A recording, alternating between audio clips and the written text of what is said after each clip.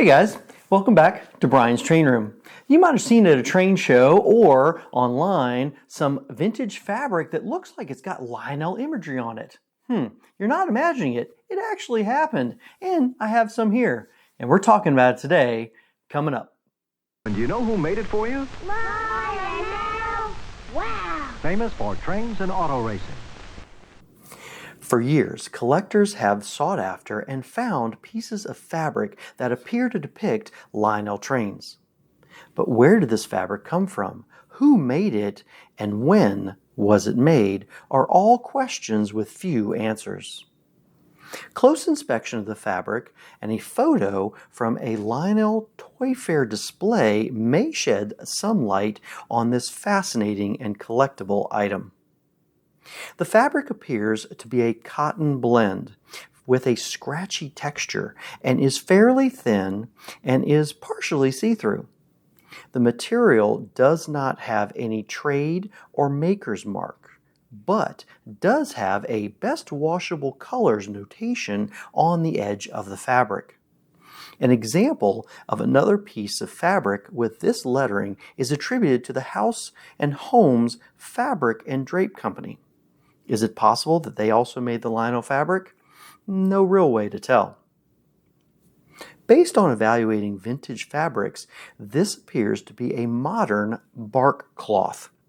Original bark cloth was made from the bark of trees and has similar texture to early papyrus paper. Modern, as in 40s and 50s manufactured fabric, was a cotton blend with a dense weave. Examples of similar fabrics are shown here. The fabric style provides a textured surface that can be printed and holds colors well.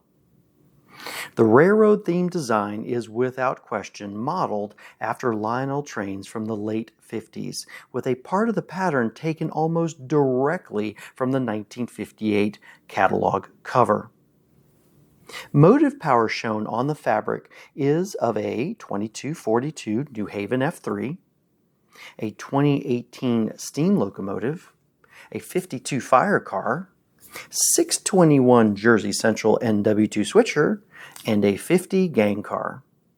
The colors of the New Haven, fire car, and steam engine are spot on, but the Jersey Central is shown in red rather than regular production blue. It is also the only engine that you can see the number designation clearly on the fabric. Of special note is the 50 gang car. The men on the car have great-looking blue overalls with red neckerchiefs. The color of the gang car is shown as yellow rather than the standard orange, and most importantly of all, the bumper color is shown in gray rather than standard blue. It even kind of looks like the pre-production or mock-up bumpers. Some great rolling stock is also shown on the fabric. The 6175 rocket transport car, the 6660 boom car, State of Maine box car, the 6014 Frisco box car, a 6562 gondola, and a 6357 caboose, noting that the gondola is shown in yellow. The makers of the fabric did not leave out accessories. The 175 rocket launcher platform was a highlight, as well as a 140 banjo signal, a 151 semaphore, 154 flashing signal, and a 152 crossing gate. The 309 yard sign and a 310 billboard also are shown in the scene. The fabric has an offset pattern that repeats itself as shown. So, when was this fabric manufactured? And did Lionel commission the material? I don't know. Let's explore these items. So when it comes to the fabric, one of the biggest questions that always pops up is, well, when did they actually make it? And when I've seen or found this fabric or asked anyone about it, the numbers are all over the place. Oh, it's definitely made in the 50s. Well, it could have been made in the 60s. You know, this kind of feels like fabric made in the 70s. Heck, it could have even been made in the 80s when someone wanted something like this. But the reality is there are some clues that give us a little better idea of when this was made, and let's take a look at them. Well, the first clue is actually on the fabric itself. While there's no date to it, there is some imagery that's involved, and that imagery shows a couple different pieces. One, you've got a 50 gang car or so, and that was made kind of mid-50s. You've got an image actually out of what looks to be like the 57 catalog pages with the steam engine, but the key or the showstopper here is this middle piece that shows the 175 in the scene, and this scene is directly off of the consumer catalog from 1958. And because it's color, the colors match up, it's from the color consumer catalog, which is really cool. And this image, if you were to take a look at it, shows essentially part of the front and the back cover, starting from the 170, the rocket car, all the way to the New Haven F3. So I would say that the earliest this fabric would have been made is when they actually had this imagery, which would have been 1958. So that would be sort of one of our bookends. The other bookend has to do with a photograph that is available or has been found that shows what the setup was look like for the 1962 Toy Fair when Lionel was there. So if that's the picture for Toy Fair, and in the picture there are as a table and a layout, and the skirting around the table sure enough has this fabric. As you can see, it is spot on, and it certainly is this material. So that gives us sort of a 1958 to 1962 sort of framework to work with. I kind of feel like we can sort of close that up just a little bit more, just based on some information that makes sense. The first is, again, in 1958, this consumer catalog came out in September or maybe October of that year.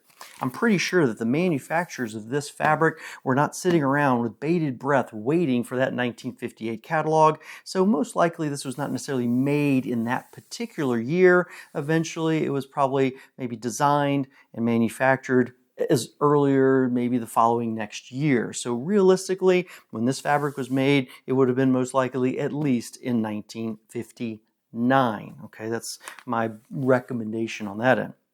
What about the second part of the bookend? Well, that has to do, again, with the photo of Toy Fair. Toy Fair typically was held in February of that particular year. So if the picture's from February of 1962, yes, the fabric could have been manufactured in January of 1952, but most likely it was produced maybe the year before that. So that puts that at 1961. So if I was to hone this in and say, hey, when was this made? It was made sometime between 1959 and 1961. That's only a 3-year period, so it's a lot tighter window than anything else we've ever heard. That, I'm afraid, is the best I can do as far as dating this particular fabric. So, did Lionel commission or approve the fabric? I have 2 doubts and 1 maybe. First, if Lionel would have commissioned the fabric, it would have had Lionel or Lionel lines shown on the tender of the steam engine and other pieces. Wouldn't you? As an example, here is an amazing serving tray that was manufactured for Lionel and clearly shows the Lionel name. Secondly, quality and image was very important in the late 50s, and the colors and quality of the fabric may not have been up to the standards expected for the company. Third is a maybe. It has to do with the photo from 1962 Toy Fair, which was obtained from Classic Toy Trains magazine and Firecrown Media Company.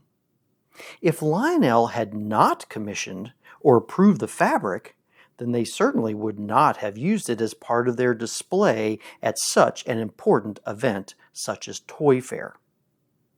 Well, either way, if you have the opportunity to pick up a piece of this incredible fabric, do it. It's a fascinating piece and a little bit of Lionel post-war mystery. Okay guys, just FYI, this is vintage fabric. So if you're going to make curtains or say a smoking jacket out of it, I would not recommend doing so. This is not flame retardant. material. It will burn. Be careful. Hey guys, well that's my video. Thank you very much for watching. And again, everyone who really enjoys this channel, I appreciate everything that you guys are doing as well. The check boxes, the comments, the subscribing, all that stuff is fantastic. When I started this channel a year and a half ago, I had no idea where this was going to take me. And let me tell you, I am having a blast. The incredible amount of just rare, unusual, and oddball trains that are out there is just amazing. And I have had so many friends and fellow collectors who have been opened up their collections and have been willing to share some fascinating pieces with me and with you. It has been an incredible journey, and we have so much more to do. Let me tell you, there is some great stuff coming your way. If you haven't introduced someone to Brian's Train Room, please do that. This is the only way to be able to get some of that information out there these days, and it has been fun doing so, and I appreciate y'all's support. As mentioned, I don't do this alone. I have a number of friends and fellow collectors who have shared pieces and information with me, and those are certainly listed at the back. I cannot do this without them, so this has been fascinating. So, as always, I certainly appreciate all that you guys have done for me, and as always, thanks for joining me on Brian's Train Room.